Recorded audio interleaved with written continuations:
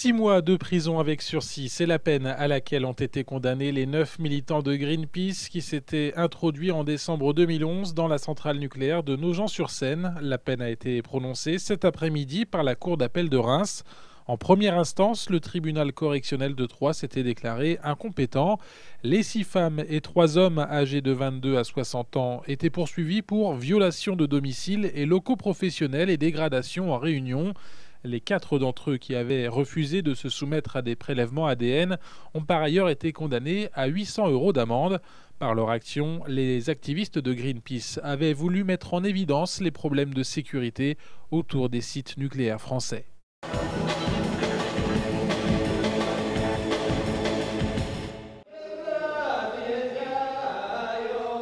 Ces 20 étalons ont déjà parcouru 2500 km. Ils viennent de Moscou, ils sont partis le 12 août dernier. Depuis hier, ils sont hébergés à Lagesse, près de Chaours. Les cavaliers sont cosaques, ils font cette randonnée équestre entre la capitale russe et Paris pour fêter le 200e anniversaire de la guerre de 1812, une épopée qui se prépare depuis 2 ans. Le plus difficile, ça a été de tracer l'itinéraire, car beaucoup de routes ont changé depuis 1812. Il fallait éviter les autoroutes, traverser des frontières, faire des accords avec les ambassades. En tout, une 50aine de personnes participent à l'aventure, en comptant l'équipe vétérinaire, médicale et administrative. Cette cavalcade a pour but également de faire connaître la race Don. Utilisés lors de batailles à l'époque, ces chevaux sont réputés pour leur endurance. Je fais ça pour montrer que les chevaux et les hommes peuvent parcourir une telle distance sans être trop fatigués. Et ce cheval a prouvé, en 1812, comme aujourd'hui, que c'est un cheval fort, endurant et très aimé par les Cosaques. Chaque jour, les cavaliers et leurs montures parcourent une 50aine de kilomètres en 5 heures avant de rentrer se reposer dans un haras. Chaque matin, on met les chevaux dans les camions chevaux pour transporter les chevaux là où ils ont terminé leur randonnée hier.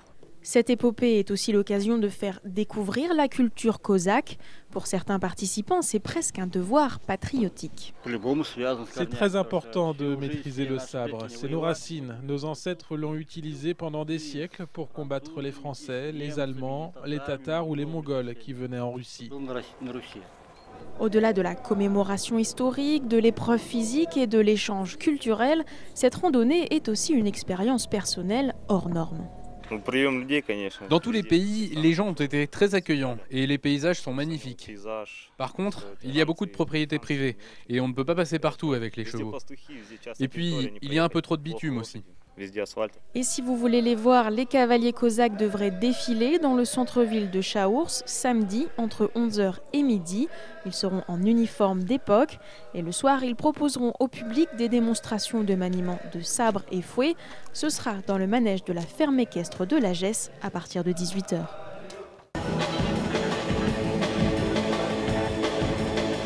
La 50aine de porte-à-quai et le nouvel outil de mécanisation sont en service depuis 4 mois, jour pour jour. Le groupe Chronopost inaugurait aujourd'hui sa nouvelle plateforme de tri à Sainte-Savine, dans le parc du Grand Troyes. L'agence locale était auparavant basée à quelques kilomètres de là. Les conditions de travail ont bien changé. C'est le premier centre de tri du groupe de ce type dans la région. Ça se passait pareil avec beaucoup plus de manutention et beaucoup moins de place. Nous étions basés à Barberet. Saint-Sulpice. Le site faisait à peu près 900 m² d'exploitation. La mécanisation était une mécanisation d'ancienne génération avec un stockage en rôle. Ce n'était pas une mécanisation en flux tendu. Aujourd'hui, le transporteur de colis est installé sur un terrain de 12 000 m². Le bâtiment en lui-même comprend 500 m² de bureaux et 1800 m² de zone d'exploitation. Il y a un manutentionnaire qui décharge en fait les envois, qui met sur la bande.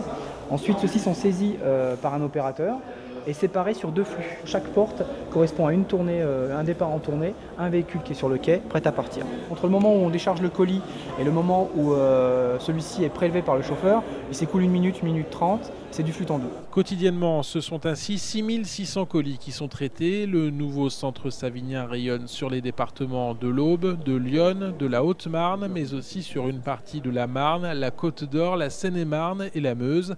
La localisation du site est apparue comme un atout pour son implantation. Notre travail, c'est l'Express et donc nous avons un besoin fort d'être implantés au plus près des axes autoroutiers, au cœur du parc du Grand 3.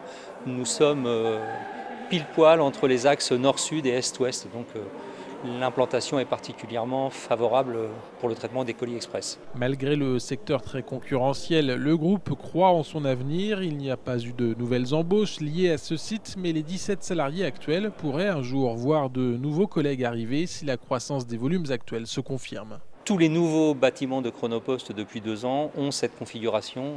C'est comme pour les appartements, il y a un T1, un T2, un T3 et la seule différence c'est la longueur du bâtiment. Et ici nous sommes dans un T2 avec une possibilité d'extension de 500 mètres derrière qui nous permet de passer en T3 si jamais dans les années à venir le développement était encore plus important que ce que nous pensons. Pour ce nouveau site au bois à dimension régionale, Chronopost a investi 2 500 000 €.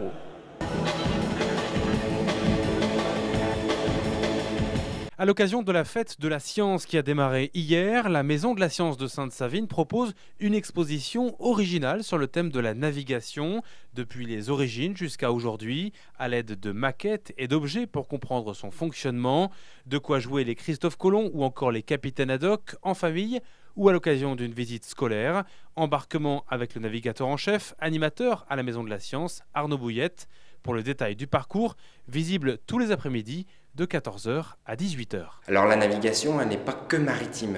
Ici, on a voulu la décliner, la navigation terrestre et la navigation aéronautique. On part de la pierre de soleil que pouvaient utiliser les Vikings pour se déplacer à la conquête de l'Amérique, puisque c'est les premiers qui ont découvert l'Amérique, jusqu'au GPS et aux instruments de navigation que l'on utilise dans les avions aujourd'hui avec les compas gyroscopiques, les radiogoniomètres. Il y a 7 ateliers ludiques, on peut tester justement comment s'orienter avec une boussole, comprendre la difficulté de la longitude, plein d'autres petites manipulations à venir découvrir de façon très ludique.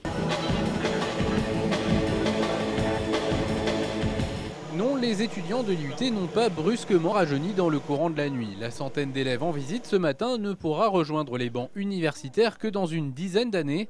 Les élèves de plusieurs écoles primaires de l'agglomération troyenne participaient en effet ce matin à la fête des sciences.